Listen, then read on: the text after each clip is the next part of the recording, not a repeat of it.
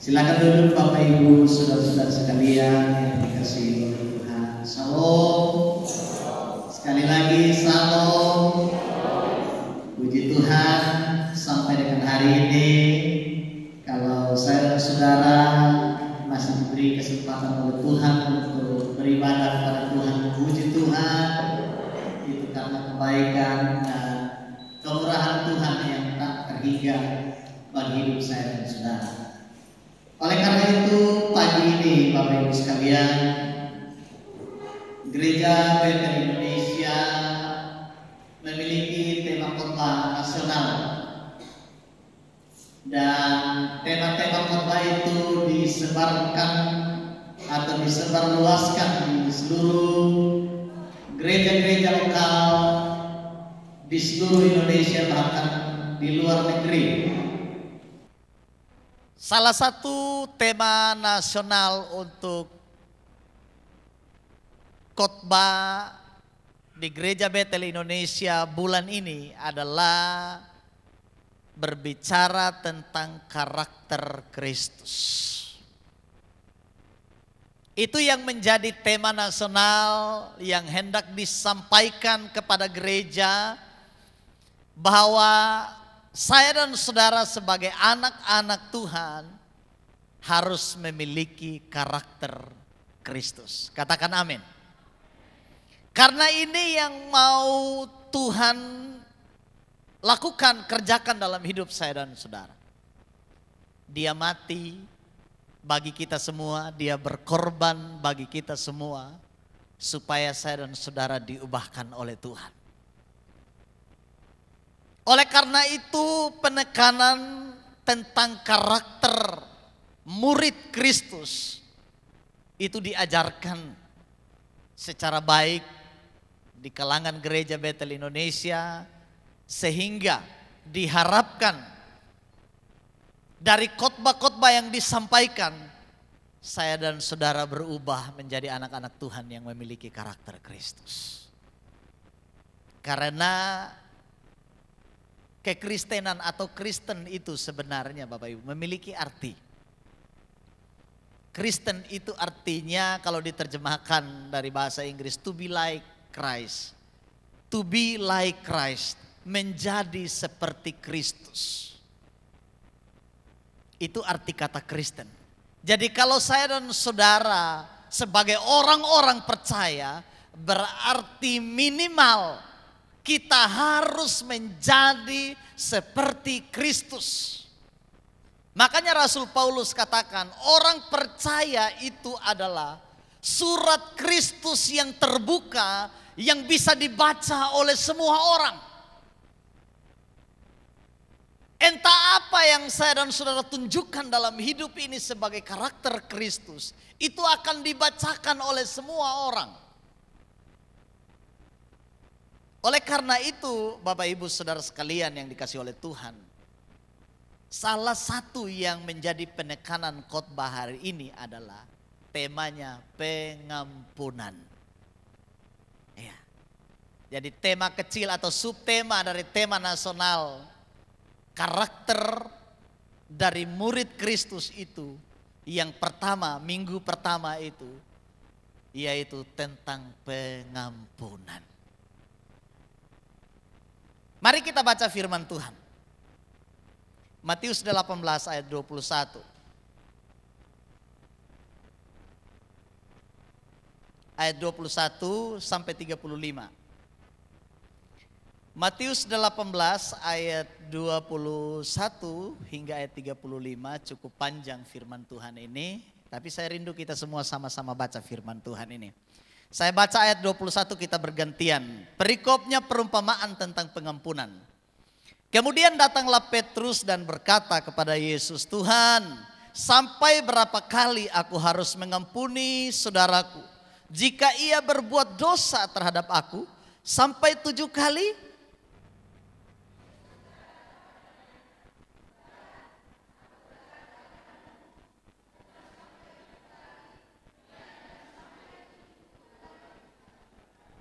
Sebab hal kerajaan sorga seumpama seorang raja yang hendak mengadakan perhitungan dengan hamba-hambanya.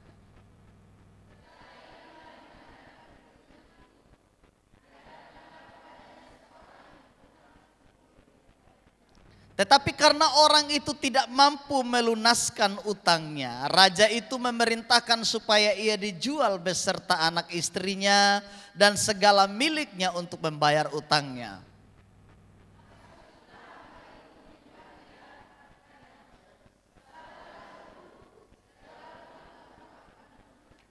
Lalu tergeraklah hati raja itu oleh belas kasihan akan hamba itu sehingga ia membebaskannya dan menghapuskan utangnya.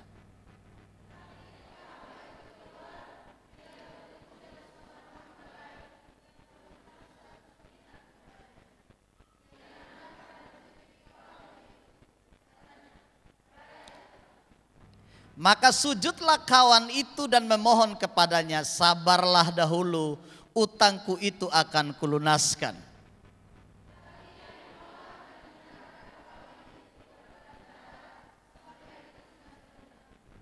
Melihat itu kawan-kawannya yang lain sangat sedih lalu menyampaikan segala yang terjadi kepada tuan mereka.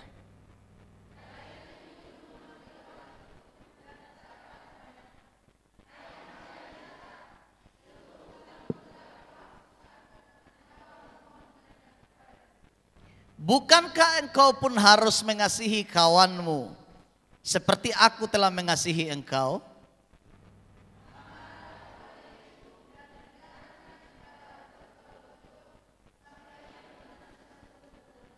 Ayat yang terakhir kita sama-sama.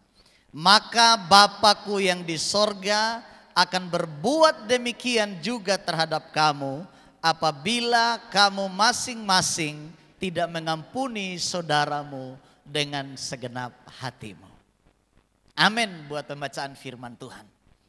Bapak Ibu saudara-saudara sekalian yang dikasihi oleh Tuhan, inilah salah satu karakter Kristus yang mau diajarkan kepada saya dan saudara, yaitu mengampuni.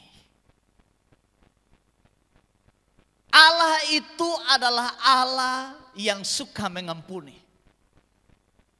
Itu sebabnya kalau saya dan saudara mau jadi seperti Kristus, minimal karakter mengampuni itu harus ada dalam hidup kita.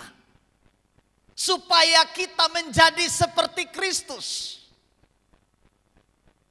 Bapak Ibu saudara sekalian yang dikasihi oleh Tuhan, munculnya ajaran pengampunan ini kalau kita baca di dalam pasal 18. Munculnya ajaran pengampunan itu didasarkan kepada kasih. Didasarkan kepada belas kasihan. Kalau bukan karena kasih, kalau bukan karena belas kasihan, maka saya dan saudara ini tidak layak untuk diampuni. Amin. Iya Bapak Ibu. Di sini dalam ayat 21 dikatakan, datanglah Petrus berkata kepada Tuhan Yesus, Tuhan, sampai berapa kali aku harus mengampuni saudaraku jika ia berbuat dosa terhadap aku? Sampai 7 kali? Ini pertanyaan yang menjadi kebiasaan di tengah-tengah pergumulan kehidupan orang-orang Yahudi khususnya. Sepertinya ada konsep yang diajarkan kepada mereka, kalau kamu mengampuni orang cukup 7 kali saja dalam hidup. Lebih daripada itu, kalau dia berbuat lebih dari 7 kali, tidak usah dia diberi pengampunan. Sepertinya konsep itu melekat benar. Makanya tidak heran terbawa-terbawa juga dalam kehidupan kita. Betul tidak? Cukup 1 kali. Ya, 2 kali. Tapi jangan lebih dari 3 kali. Kau jangan harap dapat pengampunan. Betul tidak Bapak Ibu? Itu kan ancaman yang sering terjadi. 1 kali aja. 2 kali, 3 kali. Sepembatas kesabaran habis. Makanya kalau mama-mama kalau su ancam anak-anak 1, 2, 3. Kalau su sampai 3 harus bongkar lari. Harus itu. Bapak Ibu Saudara sekalian, konsep yang melekat dalam pemikiran Petrus, ya minimal dalam hidup ini dia bisa mengampuni orang 7 kali. Kalau orang itu bersalah kepadanya dalam hidupnya selama 7 kali. Tapi jawaban Tuhan Yesus sangat berbeda. Beda dengan konsep yang umum. Konsep yang biasa, sangat jauh berbeda. Tuhan Yesus berkata bukan 7 kali, melainkan 70 kali 7 kali. Orang apa memang sampai buat salah 70 kali 7 kali berapa itu Bapak Ibu? Kira-kira berapa kali itu? 70 kali 7 berapa Bapak Ibu? Ayo yang tahu dapat dia kayak Nono. 70 kali 7 tambah 7 Nono yang anak anak NTT itu yang tenar itu ya. Berapa kali? 70 kali 7 berapa? 490 kali. Bisa dibayangkan selama hidupnya dia buat salah 490 kali. Apa memang itu ya? Tidak ada hari tanpa berbuat dosa terhadap saudaranya. Dikatakan kau bukan mengampuni 7 kali, 490 kali. Yang mau diajarkan di sini bukan soal jumlahnya 490 kali. Bukan Bapak Ibu. Tapi yang mau ditekankan oleh Tuhan Yesus di sini, kualitas pengampunan yang diberikan kita kepada orang lain. Kualitas pengampunan itu harus diberikan tanpa batas. Bukan 7 kali, tetapi pengampunan yang diberikan itu adalah pengampunan yang tanpa batas. Pengampunan yang tanpa syarat. Nah kadang-kadang kan kalau kita mau mengampuni itu harus pakai syarat. Betul tidak Bapak? Iya, saya mengampuni kalau. Saya mengampuni jika. Kalau tidak. Nah ini bukan soal 70 kali 7 kali. Ini bukan soal jumlahnya.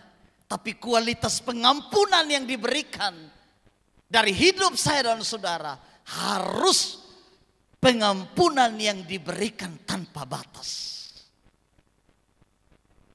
Tanpa melihat berapa banyak kesalahan. Bapak Ibu, sulit memang hal ini. Sulit memang hal ini. Tapi mau tidak mau, suka atau tidak suka, pengampunan itu wajib.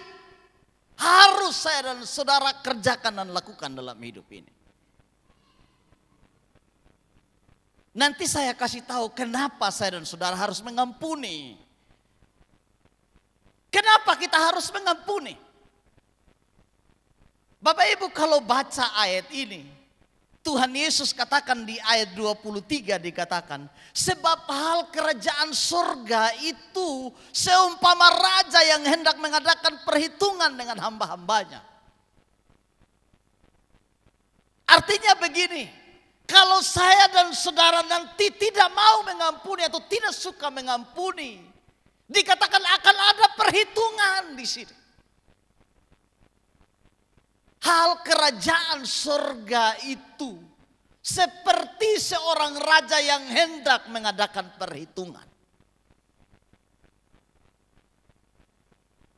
Di mana di sini dijelaskan perumpamaan ini, Bapak? Ini perumpamaan. Dihitung-hitung utang hambanya, kedapatanlah seorang hamba yang berutang 10.000 talenta. Bapak Ibu bayangkan. Kalau ukuran talenta itu Bapak Ibu, kalau di dalam ukuran orang Romawi atau orang Timur Tengah umumnya, itu talenta itu ukuran berat. Baik itu emas atau perak, itu diukur dengan berat. Kalau 10.000 talenta itu kurang lebih 34 kilogram beratnya. Kalau itu perak atau emas. diukur dengan ukuran berat talenta. Sekitar 34 kilogram emas kah atau perak. Dan kalau dihitung dalam jumlah dinar, nilai mata uang, maka itu diperkirakan sekitar 6.000 dinar. 6.000 dinar. Dan kalau upah minimal sehari di Timur Tengah waktu itu, sehari itu dibayar 1 dinar. Itu upah kerja sehari. Jadi jumlah 6.000 dinar ini, itu kira-kira upah kerja sekitar berapa tahun Bapak? Bisa sekitar 16 tahun atau 17 tahun. Kalau dihitung 1 dinar misalnya 50 rupiah. Kalau dihitung dikali, bisa-bisa utang hamba ini kira-kira bisa 5 triliun rupiah. Besarnya 10.000 talenta itu. Cukup besar. Dan tidak mungkin bisa dibayar. Kalau dihitung-hitung Bapak Ibu, waktu itu pajak di seluruh Yudea, Idumea, Galilea, kalau dikumpul dalam setahun, hanya mampu membayar 800 talenta pajak dalam setahun. Ini 10.000 talenta. Saking besarnya utang hamba ini. Bapak Ibu Saudara sekalian yang dikasihi oleh Tuhan, kalau itu dikonversi kepada dosa, maka dapat dibayangkan betapa besarnya dosa yang saya dan saudara lakukan di hadapan Tuhan. Artinya bahwa kita tidak mampu membayarnya. Kita tidak mampu melunasinya. 10.000 talenta, 6.000 dinar, dihitung dalam rupiah 5 triliun rupiah.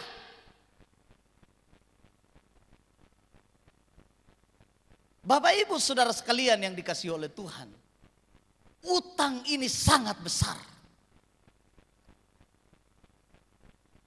Dan ketika diperhitungkan semua utang-utangnya, hamba ini sujud kepada raja itu dan berkata, sabarlah, minta tolong, bersabarlah, saya akan melunasi utang saya. Dan raja itu bukan hanya memberikan dia kesempatan, tapi mengatakan, utangmu lunas. Utangmu lunas. Karena dikatakan timbul belas kasihan dari raja itu kepada hambanya. Utangmu lunas. Setelah dia pulang ke rumahnya, dia ketemu dengan temannya yang berutang hanya 100 dinar. Saking senangnya dia lupa diri. Dia bilang, lu bayar utang, cepat bayar utang. Dia cekik temannya di leher dan berkata, bayar utangmu. Temannya bersujud dan berkata, aduh sabar dulu, nanti saya akan bayar. Tapi dia tidak mau, sampai menyerahkannya ke dalam penjara. Info ini kedengaran sampai raja, raja murka. Raja bilang tangkap dia. Tangkap dia, suruh bayar utangnya, masukkan dia ke dalam penjara. Bapak Ibu Saudara sekalian, ini perumpamaan. Tidak mungkin ada dalam kenyataan. Amin. Ini hanya perumpamaan. Tidak mungkin ada dalam kenyataan. Kalaupun ada, mungkin di luar sana, di sini tidak ada. Amin. Amin Bapak Ibu, ini hanya perumpamaan. Ini bukan kenyataan. Dan kalaupun itu kenyataan, saya yakin tidak ada di sini. Di luar sana. Bapak Ibu, 100 dinar dengan 6.000 talenta. Dengan 6.000 dinar. 10.000 talenta dengan 6.000 dinar. 100 dinar perbandingannya. Bapak Ibu Saudara sekalian yang dikasihi oleh Tuhan. Dari sini kita belajar. Tuhan Yesus kasih pengajaran ini kepada murid-murid supaya mereka mengerti. Ada beberapa hal penting yang saya mau sampaikan dari sini.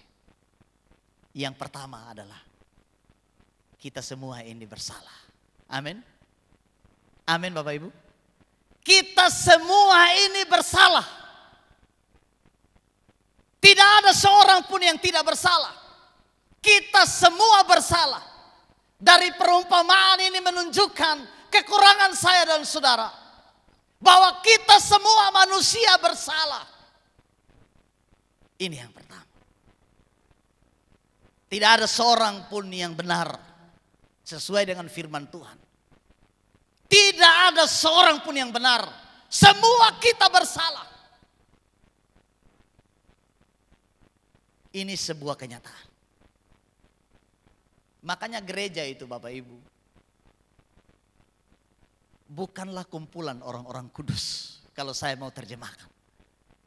Gereja itu adalah kumpulan orang-orang berdosa yang mau dibentuk. Amin. Amin. Yang mau diperbaharui. Yang mau dipulihkan. Supaya mereka menjadi mempelai Kristus yang layak di hadapan Tuhan. Ya. Jadi gereja ini, kita semua ini adalah orang-orang yang bersalah. Ada yang tidak bersalah di sini? Ada yang tidak berdosa? Dari kemarin sampai hari ini ada? Ada Bapak Ibu? Soalnya banyak kemarin yang mengomel-mengomel sama Tuhan. Hei, main kasih hujan terus. Kalau Tuhan kasih panas, main panas terus. Bapak Ibu sekalian, semua kita ini bersalah. Ini hal yang pertama. Kemudian hal yang kedua. Dosa itu utang. Amin. Amin. Dosa itu hutang. Bukan utang dosa ya. Jangan salah. Supaya jangan sampai berutang sedikit. Kamu berdosa. Karena punya utang. Bukan. Dosa itu utang. Bukan berutang itu dosa, bukan. Saya sering berutang. Ya. Dosa itu utang. Dan digambarkan oleh firman Tuhan di sini dikatakan utangnya sekitar 6.000 talenta atau 10.000 dinar. Kalau diukur dalam emas beratnya sekitar 34 kilogram emas. Ada yang punya emas 34 kilogram? Ada? Ya jangan banyak-banyak lah. Bagi-bagi setengah gram aja kita di sini pas. Utang kita berat. Tidak akan bisa terbayar sampai kapanpun. Dosa saya dan saudara berat, tidak bisa terbayar sampai kapanpun. Kecuali belas kasihan yang bisa mengerjakan itu. Amin. Hamba yang berdosa tadi, hamba yang berutang tadi, 6.000 dinar. Dia memohon kepada Tuannya, Tuhan beri aku kesempatan. Dikatakan maka tergeraklah hati raja itu oleh belas kasihan. Hanya kasih yang mampu membebaskan saya dan saudara dari utang. Hanya kasih yang mampu membebaskan saya dan saudara dari dosa. Itu sebabnya kalau Bapak Ibu lihat apa yang ada di depan ini. Ini bicara soal kasih yang telah melunasi utang-utang saya dan saudara. Sebentar kita akan mengikuti perjamuan. Ini bukti kasih yang telah membayar utang saya dan saudara. Manusia kehilangan kemampuan untuk menyelesaikan masalah dosa. Manusia tidak punya kekuatan, tidak punya kuasa untuk terlepas Manusia dililit oleh utang dosa. Sampai kapanpun tidak akan terbayarkan. Kecuali kasih yang berbicara. Kecuali kasih yang berbicara di sana. Bapak ibu saudara sekalian yang dikasih oleh Tuhan. Itu hal kedua. Hal yang ketiga adalah saya dan saudara telah diampuni. Amin. Amin. Katakan kepada tetangga di sebelah kiri kanan. Ini kabar baik. Kamu telah diampuni. Ini kabar baik. Saya dan saudara telah diampuni. Telah dibebaskan. Sehingga status saya dan saudara dari hamba dosa atau budak dosa, sekarang kita menjadi orang-orang merdeka. Kita bukan hamba dosa, tapi kita adalah orang-orang yang dibebaskan Tuhan. Anak-anak Tuhan yang telah dibebaskan beda dengan hamba dosa. Hamba dosa itu artinya ia diperbudak terus-menerus oleh dosa itu. Dan sulit ia terlepas dari dosa itu. Itu hamba dosa. Tetapi anak memang bisa ada kesempatan untuk jatuh. Tetapi dia tidak hidup dalam dosa itu terus-menerus. Amin. Bisa bedakan Bapak Ibu? Ya. Saya dan saudara bisa sadar secepatnya dan berbalik kepada Tuhan. Itu anak. Tapi kalau hamba dosa, sampai kapanpun ia akan terus-menerus diperbudak oleh dosa itu. Adakah kemungkinan saya dan saudara bisa jatuh ke dalam dosa? Bisa. Tetapi di dalam diri saya dan saudara ada kekuatan Roh Kudus yang memampukan kita untuk bangkit kembali. Sehingga firman Tuhan berkata, 7 kali orang benar itu jatuh, ia akan bangkit kembali. Amin. Kalau hamba dosa, dia tidak tahu mana dia berdiri atau duduk. Mau jatuh, tidak bisa dibedakan. Karena memang dia sudah hidup terus-menerus dalam dosa. Tapi orang-orang percaya, dikatakan 7 kali orang benar itu jatuh, dia akan bangkit kembali. Karena ada kekuatan Roh Kudus di dalam dirinya. Persoalannya adalah, ketika saya dan saudara jatuh, adakah kita mau bangkit atau tidak? Kegagalan yang sesungguhnya, dengar Bapak Ibu, kegagalan yang sesungguhnya bukan di saat saya dan saudara jatuh. Kegagalan yang sesungguhnya adalah di saat kita tidak mau bangkit dari kegagalan itu. Kita tidak mau bangkit. Itu kegagalan yang sesungguhnya. Orang-orang yang berhasil dalam hidup ini adalah orang-orang yang pernah gagal. Thomas Alva Edison, Bapak Ibu pernah dengar namanya? Yang menciptakan lampu-lampu ini. Dia melakukan percobaan itu ribuan kali. Gagal sampai ia berhasil. Petrus pernah gagal. Dia pernah menyangkal Tuhan 3 kali. Paulus pernah gagal. Dia pernah aniaya orang Kristen. Musa pernah gagal. Siapa lagi tokoh-tokoh Alkitab yang hebat itu? Gagal. Daud gagal. Rebut istri Uria. Siapa lagi? Yusuf. Siapa lagi? Salomo, orang yang paling berhikmat. Gagal. Tapi mereka bukan orang-orang yang terus-menerus tinggal dalam kegagalan. Bapak Ibu Saudara sekalian yang dikasih oleh Tuhan. Hari ini berita baik bagi saya dan saudara. Kita semua sudah diampuni Tuhan. Kalau saya dan saudara sudah diampuni Tuhan, jangan lakukan lagi seperti hamba yang berutang 100 dinar itu. Jangan lakukan lagi seperti itu. Dia sudah diampuni, tapi dia tidak bisa mengampuni kawannya. Dia sudah dibebaskan dari utang, tapi ia tidak membebaskan kawannya dari utang. Ini pembelajaran penting bagi saya dan saudara. Bahwa kalau saya dan saudara sudah diampuni oleh Tuhan, berarti kita pun harus mengampuni orang lain. Katakan amin. Katakan amin. Aminnya yang keras. Amin. Doa Bapa kami bilang begini Bapak Ibu. Ampunilah kami seperti kami pun mengampuni orang lain. Saya ulang lagi. Ampunilah kami seperti kami pun mengampuni orang lain. Artinya begini.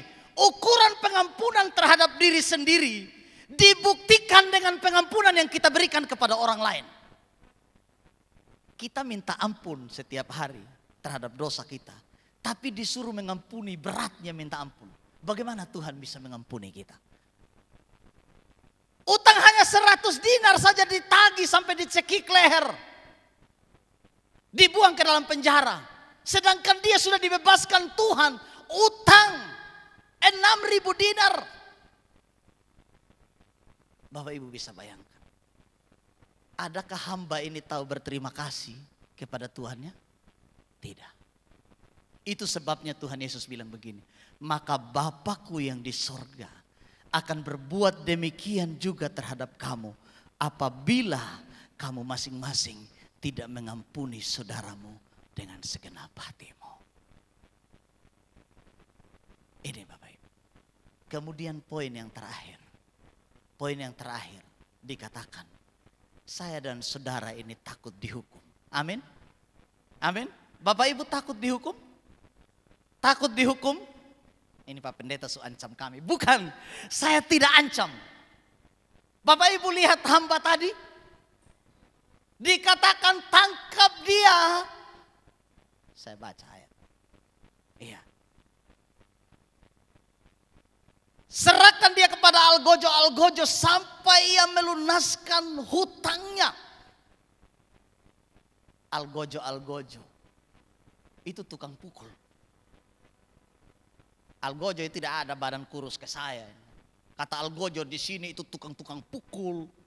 Pengawal-pengawal yang dilatih dengan kemampuan tinggi. Krismon lihat aja dia sudah begini, pasti dia sudah minta ampun dari jauh. Algojo.